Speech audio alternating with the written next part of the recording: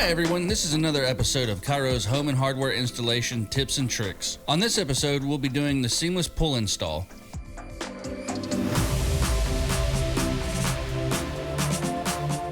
This is where we install the handle or knob and the screws are no longer visible.